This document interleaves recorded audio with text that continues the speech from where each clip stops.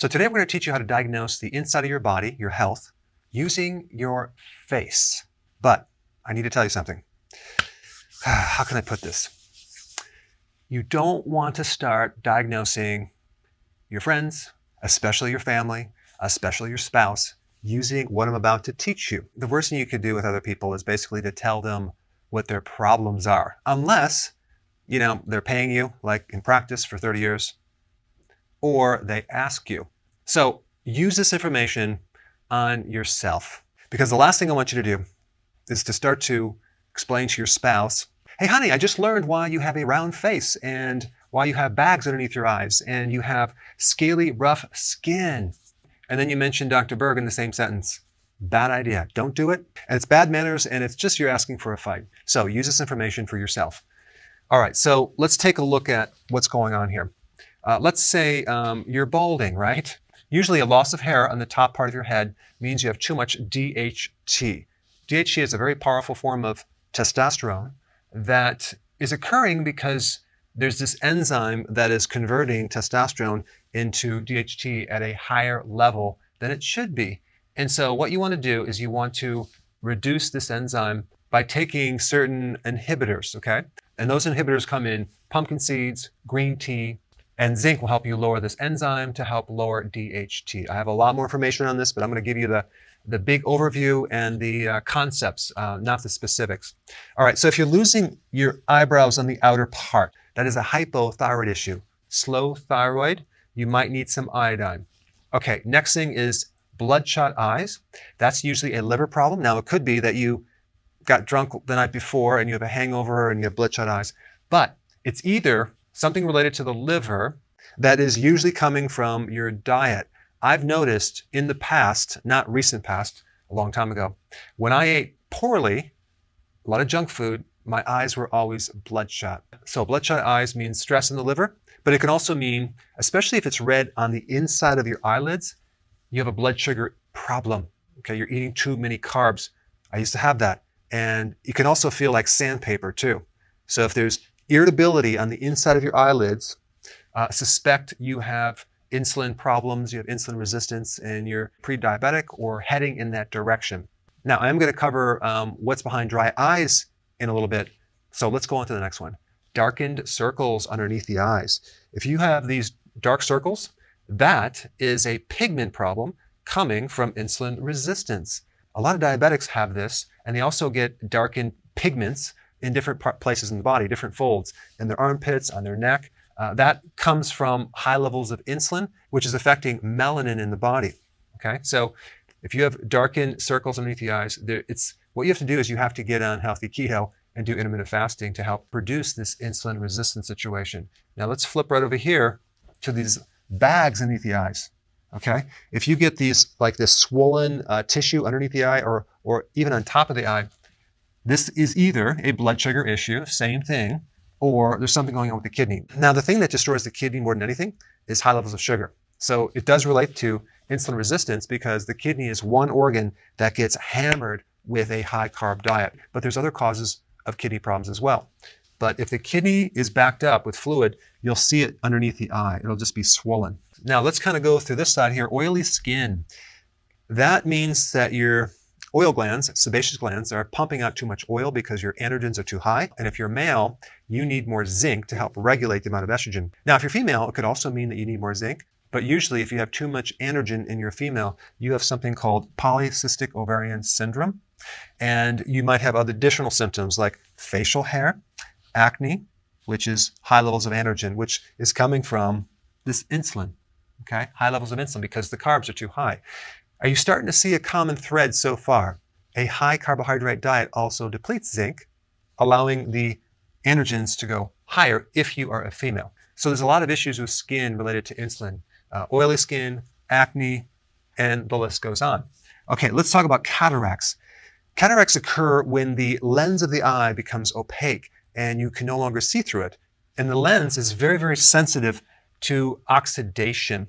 And where would you get oxidation? You can get it from, looking into the sun. You can get it from chemicals. You can get it from taking steroids and other medication. But a very common cause would be if you're consuming a high carb diet. This is why the incidence of getting a cataract if you're a diabetic is very, very high. Also, if you're deficient in vitamin A, you're more susceptible to cataracts.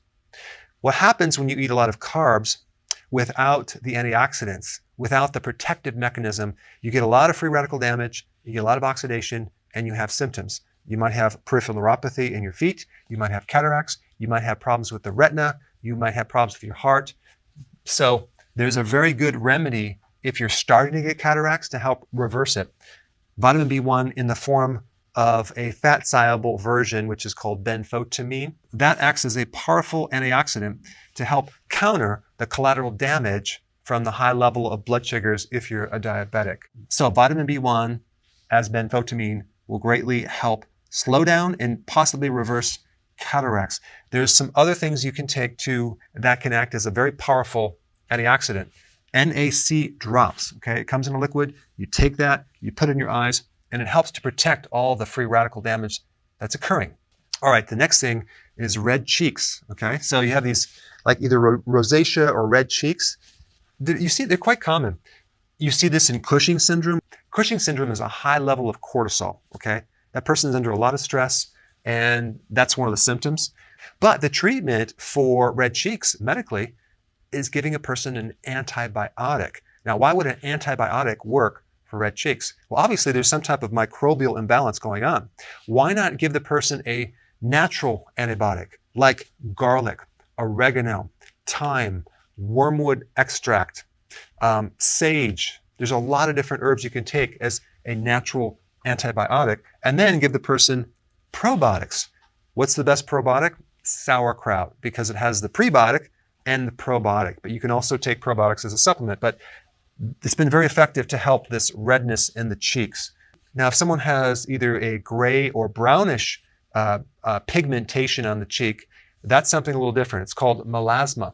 And melasma is an estrogen problem. You're taking too much estrogen, or you're being exposed to too much estrogen, either in a birth control pill or some type of hormone replacement therapy, or it could be coming from exposure to a lot of plastics in the environment or certain chemicals that can mimic estrogen.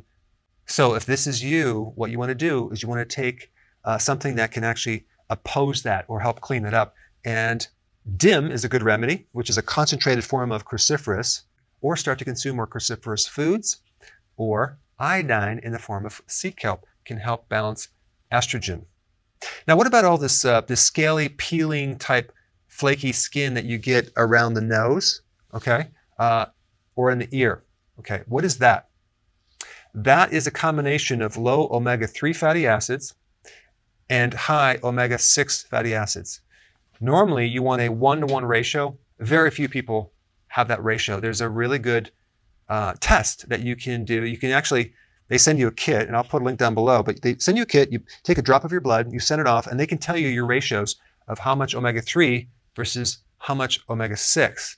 And quite a few people have a severe imbalance, and they're just really heavy on the 6 and low on the 3.